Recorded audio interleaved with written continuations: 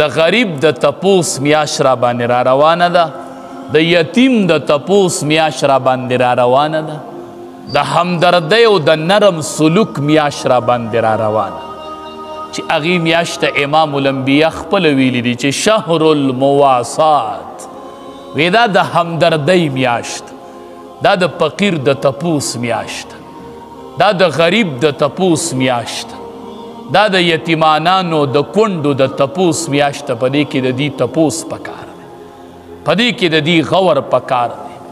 ما ته چې په رمضان المبارک کې ماښام غرمه روټۍ ونه خورو، ماښام څنګه ډوډۍ ته په مینه کیو، نو موږ ته الله دا احساس راکوي چې ستا کلي کې داسې خلق شته دی چې هغې ټول کالو سر د غرمې روټۍ نه ده خوړلې، هغې هر ماښام داسې یو ټیم ډوډۍ خوړلې ده.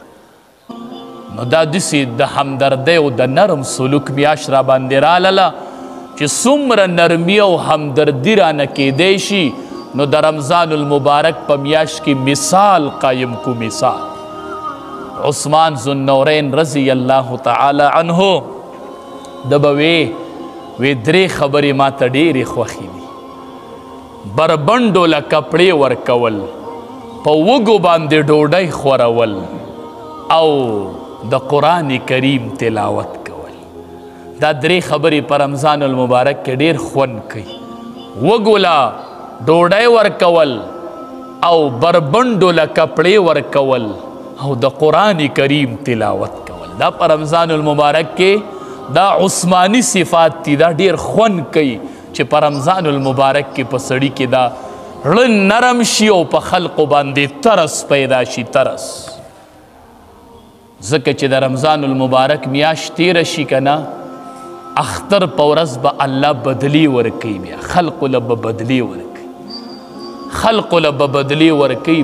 بختور خلق به چې د یتیمانانو د کونډو د غریبانانو خیال به یې ساتلی، الله به د هغې بدلی ورکوي. د اختر شپی اکثر ستا بچې رواني ټیلر نه خپلې کپړې راوړي، 2-3 جوړې راغستې را روانې کړي، راوړي کور ته. دې کې ماشوم کور ته راشي یتیم، مور ته وایي مورې ما پلان کې ماشوم ولیدو، هغه خو ځان له د اختر جابې جوړې کړې وې، اوس په لاره را روانو کور ته یې راوړي. نو زما جوړه، نو مور ورته وایي بچیه ته جوړه مه غواړه، اخو ماشوم دی. وی مورې زما اختر نشته، وی ستا اختر شته دی خو د هغې پلار شته او ستا پلار نشته، نو ته سیالي مه کوه د خلکو سره. اخو ماشومي اخو پوهیږي نه. نو هغه ماشوم وایي یا الله چې تا اختر راوستو نو ما نه د پلار ولې اغستو. دا په دغې شپه ډېرو غریبانانو ته دا احساس کیږي، دا ډېرې اوښکې په دغې شپه تویږي او په تا اختر یې، ته په درنه کې تا ته احساس نه کیږي، ډېرې اوښکې په دغې شپه توی شي او ډېر پریادونه وشي، ډېر پریادونه وشي. کونډې ناپوه پکې پریاد وکړي، الله چې اختر دې راوستو نو ما نه دې خاون ولې اغستو. دا پریادونه وشي په دغې شپه باندې، دا اوازونه ستا د ګاونډ نه اوچت شي، دا ستا د کلي نه اوچت شي او ستا په محله کې اوچت شي. او مونږ سې چل کوو، ځان له 2-3 جوړې کو، 3 او 4 اختر له جوړې کو. اختر په ورځ مبارک شه، نوې کپړې دې مبارک شه، روجې دې مبارک شه، تراوی دې مبارک شه. دا اختر د یتیم اختر نه دی، دا د غریب اختر نه دی.